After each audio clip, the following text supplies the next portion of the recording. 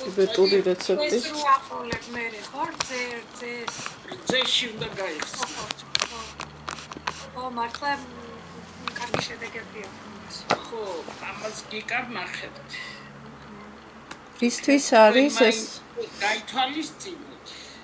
იმიტომ რომ ესე იგი სიტარღვების ელასტიურობის შენარჩუნება არის თავარი. ვარიკოზისთვისაც კარგი იქნება ალბათ, ხო? ყველაფრისთვის კარგია. კარგია. მადლობა. დოზებს უნდა მოგზადეთ რომ ჩაწერა მოგიწევთ. იმიტომ რომ თურმე არ არის სასურველი დარღვევა.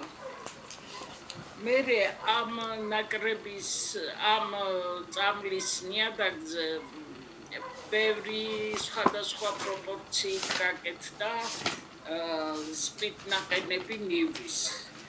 მაგრამ ესეთი ეფექტური, როგორც ეს ძველი ტიბეტური თიხის ფიტფიტებზე აღმოჩნდა რეცეპტი. წარმოიდგინეთ და სულ რაღაც 1971 წელს გაშიფრეს. ვარიაციები ბევრი არსებობს.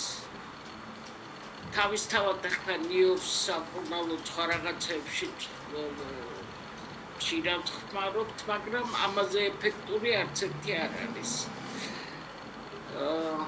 კარგით, ერთი კიდე ცოტა ხანს დავველოდოთ, ვინც იქნებ შემოვიდეს კიდე ვინმე. შეკითხვა მაქვს, რადგან წავიკითხე მათ ტიბეტურ რეცეპტზე, რომ 5 წელიწადში ერთხელ უნდა გააკეთო ესო მართალია. მაგრამ როგორც წესი მე ამოგვივარდება ხოლმე თავიდან 5 წელი დიდი დროა. მე მგონი 3 წელიწადშიც რომ გავიმეოროთ, არაფერი არ დაშავდება. რა არის იცით? მაშინ სხვა ცხოვრების ტემპი და ის იყო, ეხლა ცოტა სხვანაირად ცხოვრობთ. ხო, აჩქარებულიც არის დრო და თან არაჯანსაღი კვებაც მომატებულია. რა თქმა უნდა, სხვანაირად ვიკვებებით, ნაკლებად მოძრაობთ, ასე რომ მე მგონი 2 წელიწადშიც კარგი იქნება გამეორება, იმიტომ რომ ესე იგი ძესთან ერთად თუ რამე შხამიან შეიცავს და ჩვენ ვერ ვხდებით, ან შესწავლილი არ არის, ძე ან იკრალებს შხამებს საერთოდ. სხვათა შორის საბჭოთა დროს ინსტიტუტში რომ მუშაობდი, რძეს გვირიგებდნენ, იმიტომ რეაქტივებთან რო მქონდა საქმე. შხამიანი იყო იქიდან ზოგიერთი, სახელმწიფო ზრუნავდა თქვენ წარმოიდგინეთ, ჩვენზე რძეს გვირიგებდნენ ყოველდღიურად. საბჭოთა სპორტში დღემდე ვურიგებენ. ხო, რა. აი, რაღაცა რძეს ვერ ვიტან. ხო, ლაქტოზა უნდა ცადოთ. ლაქტოზის აუტანლობა მაქვს ეთყობა და ვერავ საშილად, მაგრამ მიყვარს სასწაულად და რა ვიცი, იძახიან რომ დიდად ბავშვებისთვის კარგია, მაგრამ აი მოზარდები ან დიდებისთვის, რა ვიცი. ხო, აი მაგის გამო ზუსტად რომ როცა არის ლაქტოზის აუტანლობა, ეს შებერილობას იწვევს, დიარეას იწვევს. ანუ ცუდად მოქმედებს ადამიანებზე და თავისთავად უკვე ესეთი დასკვნა კეთდება, რომ არ არის რძე სასარგებლო. უნდა ცადოთ ულაქტოზა. ხო, ულაქტოზა მე მგონი ნორმალურად სხვათა შორის მეც აუტანლობა მაქვს ლაქტოზის და მეც ულაქტოზას ნორმალურად ვიღებ. ხო, ლაქტოზა სად უნდა ვიშოვო? მე სოფლის რძეს ვსვავ მარტო, ანუ მაღაზიის რძეს, ვიცი, არ ვენდობი. რა არის იცით? თავისი დადებითი აქვს მაღაზიის რძეს და შინაურ რძესაც თავისი უარყოფითი. მე მირჩევნია ქარხნული ვიდრე სოფელში.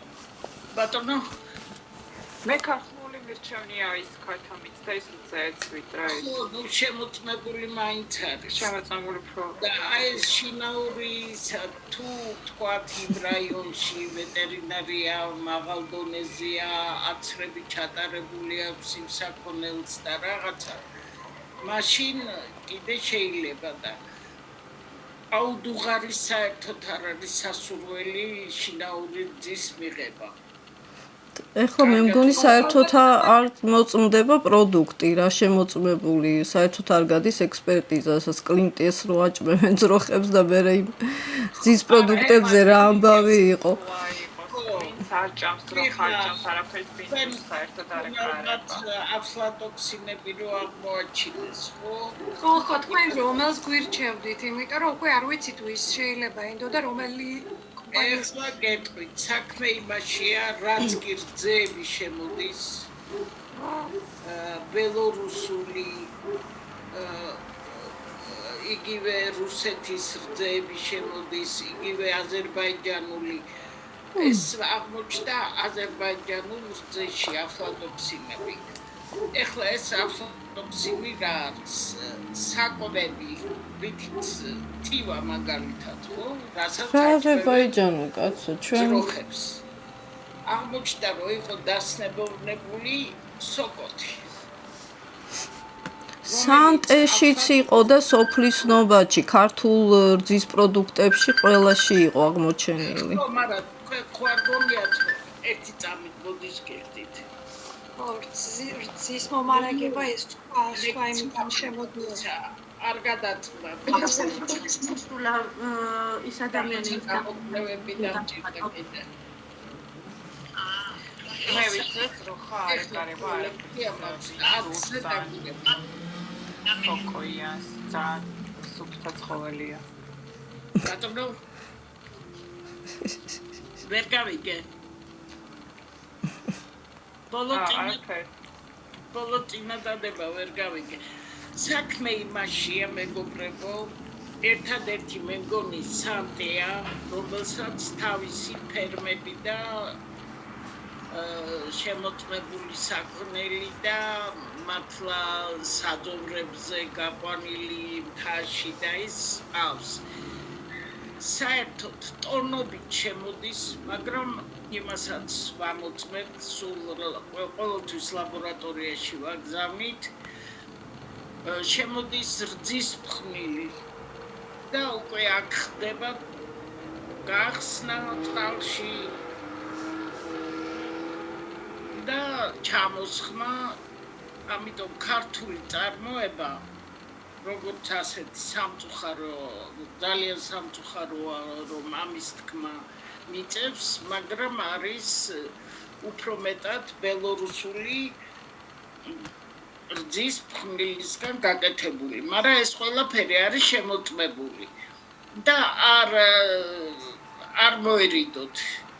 უბრალოდ ცოტა ხანს კიდევ მოერიდეთ, თქვათ აზერბაიჯანული თუ იქნება, ჩამოსხმა თუ წერია, რომ არის აზერბაიჯანული. აზერბაიჯანიდან ცისტერნები შემოდიოდა ასე შინაური რძე რო ქვია რა, ნედლი რძე. და ბოლო დროს ეგეც აკრძალულია. აღარ შემოდის, რაც ის აფლატოქსინები მოხდა. ძალიან გამკაცრებულია საზღვარზე კონტროლი. ისე რომ თავისუფლად შეგიძლიათ. უბრალოდ რძის ფხვნილით გაკეთებული რძეც ჩვეულებრივი რძეა. უბრალოდ რძის ფხვნილი როგორ კეთდება, წყლის ადუღება, სითხის ადუღება ხდება, აორთქლება უფრო სწორედ და უკვე ფხვნილის სახით ვღებულობთ ჩვეულებრივ რძეს. 1 ლიტრაზე ფხვნილი 9 კოზი უნდა გავუკეთოთ 1 ლიტრას და მიიღებთ ჩვეულებრივ რძეს. ისე რომ თქვენ თვითონაც თუ იყიდება ესე ფხვნილი, მე არ ვიცი. ალბათ იყიდება რომელიმე მაღაზიაში ან რაღაცა ქსელში. თქვენ თვითონ შეგიძლიათ გააკეთოთ რძე. ისე რომ კი, აი ფხვნილს უფრო ვენდობი, ადრე სუფხვნილით ვაკეთებდი ხოლმე და აი ხო შეიძლება ძროხამ რამე შხამიანი მცენარე მიიღოს და რძეზეც იმოქმედოს. ეს შეუძლებელია ცხოველები აი როგორც ადამიანებზე იციან ხოლმე თქვა რომ გენეტიკური მეხსიერება არსებობს. ცხოველები თქვენ წარმოიდგინეთ სამკურნალო მცენარეებსაც კი არ ჭამენ. ანუ ან ეთერზეთი შემცველი როა მცენარე, განსაკუთრებული სუნი რო აქვს თქვათ. აი ჩვეულებრივ თავშავას ძროხა არ ჭამს. აი გაიკვირდება ხო ჩვენ საჭმელში ვწმარობთ, სამკურნალოთაც ვწმარობთ. ძროხები საქონელი არ ჭამს. და საერთო ჩხამიან მცენარეებზე ხო ლაპარაკი ძედმეტია. ის კი არა კარტოფილის ღეროებს და კარტოფილს არ ჭამს. რაღაცა მეხსიერება ინსტინქტი ალბათ რაღაც ინსტინქტია ხო აი სხვათა შორის ინდოეთში ყავთ რა ის კუზიანი ძროხები და მაგათი რძე ყოფილა ძალიან სასარგებლო ანუ რაღაც ფერმენტს აგროვებენ ნუ იქ საერთოდ აღმერთებენ ხო ნუ ღმერთის სტატუსი აქვს ძროხებს და ასე ქუთაში მოძრაობა შეიძლება გადაიკეთოს ქალბატონი ღმერთი ძროხა თუ მოდის თქვათ ინდოეთის სხვა კულტურის ქვეყანაა და სხვა უამრავი მან შტატებია მე მგონი საერთოდ ხორცს საერთოდ არ ჭამენ აი მთელი მილიონობით ადამიანი არის ვეგეტარიანელი თქვათ სხვანაირი მე კასტება დაყოფა მან სხვა კასტის იმას გამარჯვებასაც კი არ ეტყვი ხელის ჩამორთმევაც არ შეიძლება დაბალი მაღალი კასტის წარმომადგენელი დაბალი კასტის შუდრები და ისინი კი დაყოფა აქვს კი ძალიან ისეთი ფეხსაცმლის ჩაცმის უფლებაც არა აქვთ ანუ დაბალი კასტის წარმომადგენლებს ფეხშები კილომეტრში ახალი რელიგია აქვს მოკლედ ახლა ესე იგი გაშიფრეს 71 წელს და ახლა პირდაპირ რომ არაფერი არ შეგვეშალოს ესე იგი თავიდან ვიღებთ 350 გრამ ნიურს სანამ გავჩურჩავთ